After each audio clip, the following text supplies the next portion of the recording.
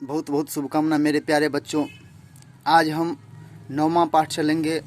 9वें पाठ में राम वृक्ष बेनीपुरी द्वारा रचित निबंध मशाल है। इस पाठ के माध्यम से लेखक राम वृक्ष बेनीपुरी ने मानव जीवन में निहित कटु सच्चाई को उजागर किया है। निहित का अर्थ होता है छिपा हुआ, वह सच्चाई जो छिपा हुआ है उसको उजागर किया गया है। उन्होंने मशाल के जरिए जीवन के अंधकार और प्रकाश की वास्तविकता पर विचार प्रकट किए हैं। उनकी अनोखी लेखन क्षमता तथा कथोपकथन की अद्भुत शैली ने कहानी को अत्यंत रोचक एवं शिक्षाप्रद बना दिया है। मशाल ज्योति का प्रतीक है, वह ज्योति जो हमारी मुट्ठी में हो। ज्योति का अर्थ होता है प्रकाश। हाँ, मशाल मनुष्य की उस विजय की सूचना है जब उसने पंच प्रकृतियां क्षिति, जल, पावक, गगन और समीर में सबसे भयानक पावक अर्थात अग्नि पर अधिकार किया, उसे मुट्ठी में लिया और विधाता को चुनौती दी। विधाता को चुनौती, विधाता का मतलब ईश्वर। यहाँ पंच प्रकृतियां का अर्थ होता है क्षिति मतलब धरती, जल तो जानते ही हैं, पावक मतलब आग, गगन मतलब आकाश और समीर मतलब वायु। इस पंच प्रकृतियां में, पंच तत्व में मानव ने पावक पर यानी आग पर विजय पा लिया। उसी को हम मशाल कहते हैं, उसको मुट्ठी में लिया। ओ विधाता, दिन बनाकर तुम्हें संतोष नहीं हुआ तो तुमने रातें बनाई। प्रकाश के लिए, प्रकाश तुम्हारे लिए काफी नहीं था तो तुमने अंधकार बनाया। अंधकार बनाया और हमें उसमें भटकने, तड़पने, बिलबिलाने, चिल्लाने के लिए छोड़ दिया। हम पुकारते रहे, तमसो मां ज्योतिर्गमय, हे ईश्वर हमें अंधकार से प्रकाश की ओर ले चलो। और तुम कभी तारे की झिलमिल, कभी चांद की चमक, बिजली की लुक छुप और जुगनू की भुक भुक। जुगनू एक ऐसा कीड़ा है जो रात के अंधेरे में रोशनी करता है। जुगनू की भुक भुक के बहाने हम पर मुस्कुराते रहे, हंसते रहे, हो ठहाके मारते रहे, किंतु अब हाथ में यह मशाल है। मशाल ज्योति का प्रतीक, वह ज्योति जो हमारी मुट्ठी में हो। अर्थात मशाल का आविष्कार करके हमने ईश्वर को चुनौती दे दी कि तुम्हारे अंधकार पर हमने विजय पा ली है। आगे चलते हैं हम। गैस और विद्युत की दुनिया में रमने वालों, अर्थात हम मनुष्य के लिए इस शब्द का प्रयोग किए हैं। गैस और विद्युत की दुनिया में रमने वालों। विद्युत का अर्थ होता है बिजली, बिजली से हम प्रकाश पाते हैं, उसी के विषय में कह रहे हैं। जरा अपनी कल्पना को पीछे ले जाओ, मतलब सोचने की शक्ति को पीछे ले जाओ। कल्पना का अर्थ होता है कि हम कह सकते हैं कि सोचना।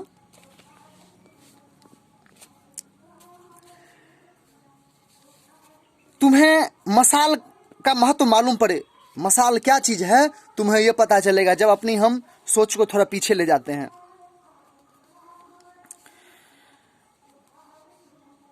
कल्पना करो उस जमाने की जब पहले पहल मानव इस धराधाम पर अवतरित हुआ था। धराधाम मतलब धरती पर अवतरित हुआ था।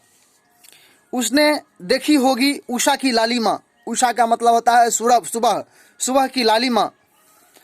पखेरुओं के कंठ से कंठ मिलाकर वह अभिनंदन कर उठा होगा। पखेरुओं का अर्थ होता है पक्षियों।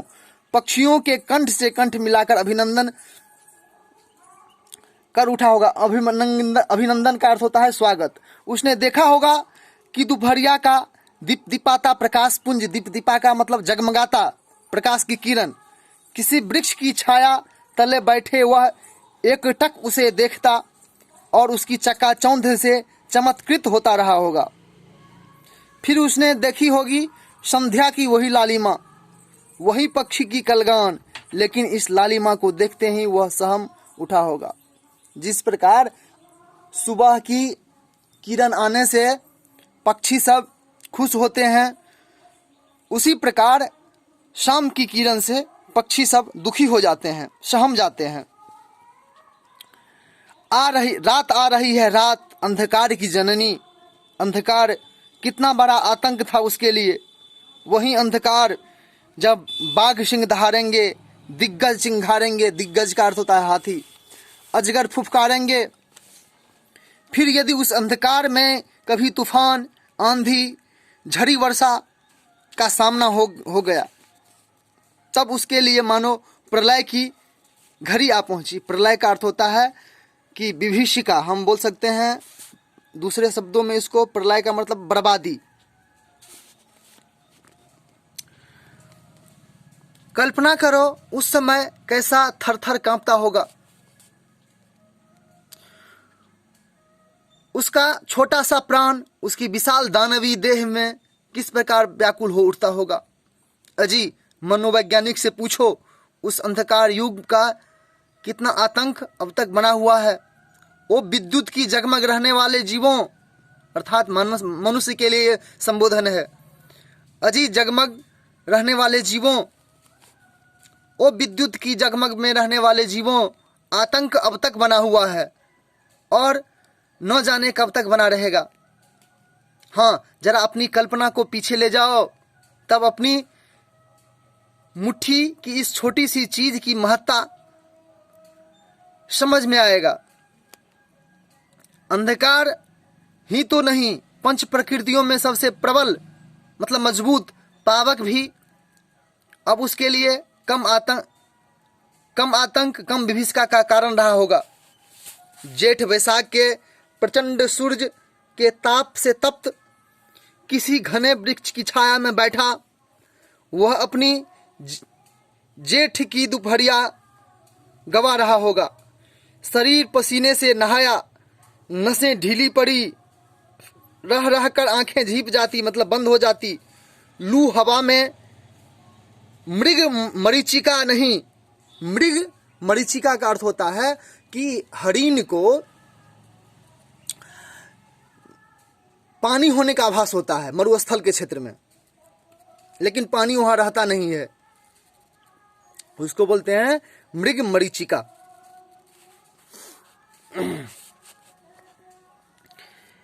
मालूम होता असंख्य गेहूं फन काढ़े डोल रहे हों, वहीं रंग वहीं हवा, परिणाम गेहूं का काटा शायद ही बचे। किंतु इसका छुआ, फिर भला इस बेचारे मानव को छाया छोड़कर दूसरा चारा रहा ही क्या होगा कि इतने ही में चट चट की आवाज से चौंक पड़ा होगा। अरे यह कैसा बादल जो धरती से आकाश की ओर लगातार बढ़ रहा है। यह धुआं रूपी बादल था जो जंगल में लगे आग के कारण उठ रहा था।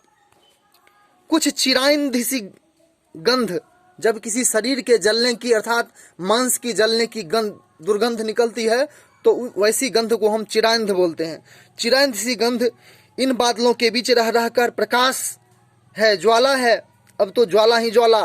पेड़ पौधे जीव जंतु जो सामने आते सबको उद्रस्त करती मतलब जलाती गई, अपने पेट में समाती गई आग। यह बार बार आकाश को भी निगलने और ऊपर की उचकती उछलती है। चट चट चट चट, धू धू धू धू, हा हा हु हु, समूची वनस्थली भगदड़ मच गई।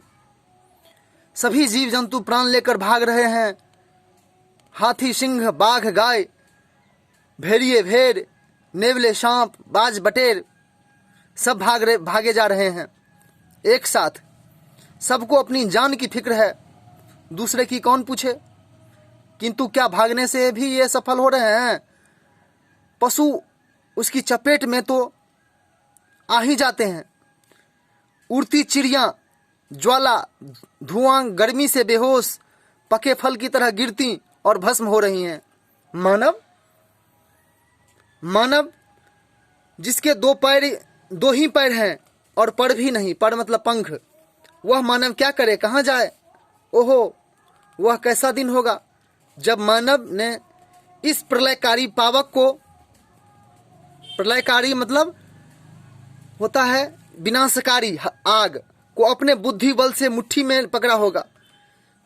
जिस दिन मशाल बनी दुनिया में की सबसे बड़ी क्रांति उसी दिन हुई कि आग को हाथ में पकड़ लिया। सभ्यता का प्रारंभ उसी दिन हुआ। जला हुआ वन खेत हुआ, खेत में घर बना, घर में मशाल जली। 56 भोग 64 कलाएं, कहां तक उसकी गिनती की जाए। उसके इर्द गिर्द आप ही आ जुटें, अपने आसपास सभ्यता का प्रसार देखें। समुझत बने नहीं जाई बरनी, समझ में नहीं आता है कि इसका वर्णन भी हो सकता है। मशाल ज्योति का प्रतीक, वह ज्योति जो हमारी मुट्ठी में हो। किंतु क्या सचमुच मानव ने अंधकार पर विजय प्राप्त कर ली? प्रकाश और अंधकार के संघर्ष का इतिहास बहुत पुराना है और स्पष्ट है। उसका अंतिम अध्याय आज भी नहीं लिखा गया। एक बात जरूर है कि प्रकाश का विजय क्षेत्र दिन दिन विस्तार पा रहा है, लेकिन यह भी उतना सत्य है कि ज्यों ज्यों अंधकार का क्षेत्र सीमित होता जा रहा है त्यों त्यों वह सघनतर होता जा रहा है। मतलब इसका विस्तार होता जा रहा है। सघनतर का अर्थ होता है कि और अधिक अंधकारमय, अंधकार का और विस्तार होना।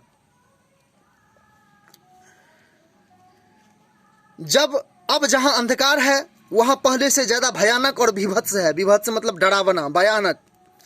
मालूम होता है बाहर का सभी अंधकार सिमट कर हमारे अंतर मन में डेरा डाले जा रहा है। भीतरी मन में, अंतर मन मतलब कभी वहां एक टिम सा दिख पड़ता था, लेकिन अब उसका अस्तित्व भी नहीं मालूम होता। हम आज आंख रहते भी अंधे हो चले हैं, अंधकार में टटोल रहे हैं, भटक रहे हैं। चारों ओर शोषण, उत्पीड़न, मारकाट, खून खराबा, तर्पण, छटपटाहट, आह उह, चीख पुकार, और उसके बीच हमारी रंगरेलियां।